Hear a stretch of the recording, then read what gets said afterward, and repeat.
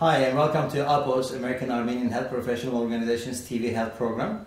I'd like to thank Holy Name Medical Center sponsoring today's program. And my guest today is Karine Shnorhokian. She's an RN, registered nurse, and she is nurse manager of ACO at Holy Name Medical Center. Karine, welcome to our program. Thank you for having me. Let's talk about today about patients' advocacy. So what do we usually do? What do we advise to the patients? So the most important thing for any patient is to understand what their healthcare rights are. So what that means exactly is, one, taking care of yourself. Right. You know, the way to be an advocate is really managing your own care.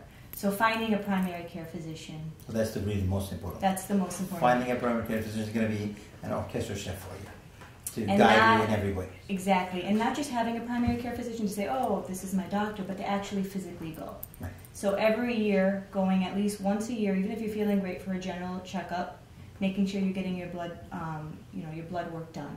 And such blood work includes checking your cholesterol, knowing if you have early onset of diabetes, and other factors that can be concerned. If you don't take care of it and things linger, as you know, right, it can lead to catastrophic things. Not only that, probably the primary care physician is going to guide you for certain important cancer prevention tests like mammogram and colonoscopy, or some other instances, other testing, invasive testing possible. Exactly, and thank you for bringing that up, because that's something that we track, with the Accountable Care Organization, the ACO. So, what is ACO?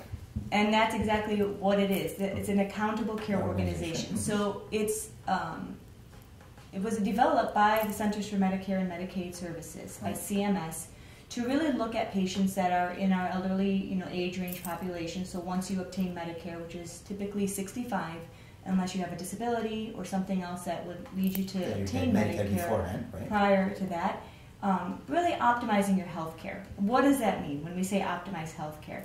It's better quality of care, and also at the same time lowering costs. Right. For example, if you go to a hospital that may not know you, your primary care physician goes somewhere else and you go to a different hospital, they may be running the same diagnostic tests again and again, primary care physician which you had before probably.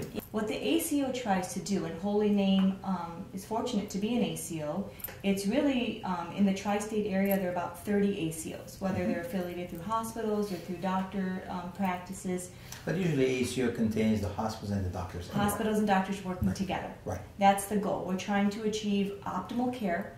Right. So you're a physician, and you're familiar with this because you're a physician in the ACO. Right. You would work with another, specialist within the ACO to really optimize the patient's care. If somebody is in a better condition, in terms of physical condition, we arrange for them home care, home physical therapy, so they can probably get the same type of treatment as they're getting in rehab at home if they're able to do themselves, and in their home environment, much cleaner, much normal environment for them. Absolutely, and that's another fortunate thing with Holy Name. Holy Name has their own post-acute services team.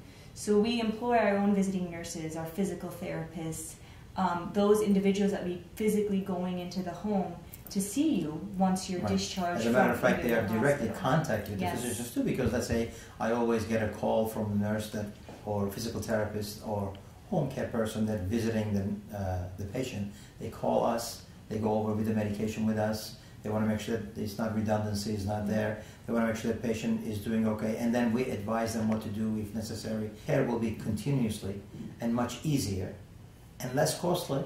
Yep. And actually better quality. Exactly. Hit it right on the nose, because your primary care physician is the captain of the ship.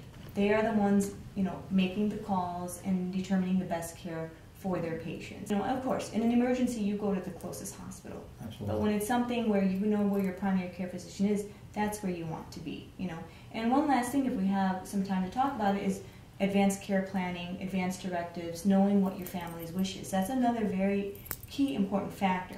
Not so much with the ACO. Let's touch on that a little more. Healthcare. Let's touch a little more, because most of the people, when they come to the hospital, they ask anyway if they have living will. I think they should discuss in the family, begin with, and they should discuss with their primary care physician too.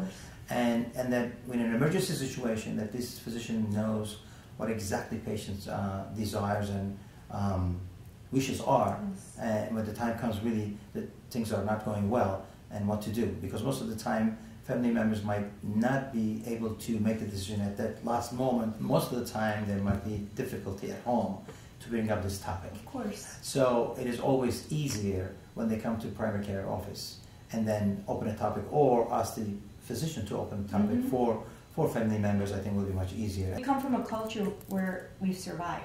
Right. You know, we've come along decades of survival.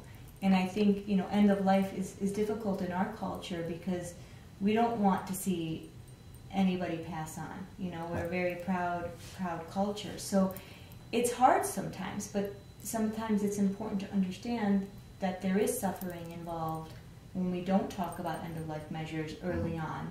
And instead of the ongoing struggles and seeing that individual suffer in a nursing home or in this debilitated state, it's like, we're prolonging the inevitable. Right. That's really the unfortunate part. And that's why it's so important to have really living will and discussion with the primary care physician. And your primary care physician. Prior coming to the hospital, hopefully it'll be all set and done. Yes. And then when they come to the hospital, it's much easier. And as you're aware, you know, as a primary care physician having this conversation with your patients, when you go to a facility that your primary care physician goes to, that information will get relayed. Exactly. You know, it's always going to get asked again because Right. you can always rescind your decision. You can always say, no, you know what, this is something acute that's going to fix itself. Let's give it a shot. You know, if it's a bad pneumonia or something that can cause, you know, a breathing issue. So certainly, you know, you always can rescind. You can take back those decisions that you said, I don't want anything done. Right. Karine, thank you very much. This was a very enlightening information. Hopefully we'll see you in another program. Thank you for having me. Now it's time for this week's article. It is vitamin D level and mortality. Vitamin D is manufactured in the skin in the presence of sunlight.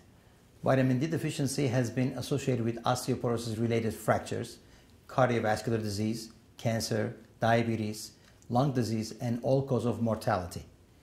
Institute of Medicine recommends serum vitamin D level to be more than 50 and more elderly people with increased risk of falls to be a minimal 75. Recently, researchers from University of Cambridge in the United Kingdom conducted a study. They examined the relationship between serum vitamin D level and mortality in more than 14,000 middle-aged men and women and followed them for 13 years. They found that low vitamin D level, especially less than 30, was associated with higher mortality. On the other hand, vitamin D level more than 90 was associated with lowest mortality. This inverse association was consistent with regardless of age, physical activity, alcohol consumption, history of diabetes, or heart disease. Each increase of 20 vitamin D in blood was associated with 8% lower mortality risk in 13-year follow-up. In conclusion, vitamin D deficiency is associated with increased mortality. So you should know your vitamin D level in the blood and take some supplements if level is less than 50 and try to get sun 15 minutes a day. Vitamin D containing foods are fatty fish like salmon and egg yolk. Good health is priceless and precious. Stay informed. For up-to-date medical information, visit AAHPO's website, aahpo.org. I'm Dr. Orhan Karadoprak. See you at the next program. So long.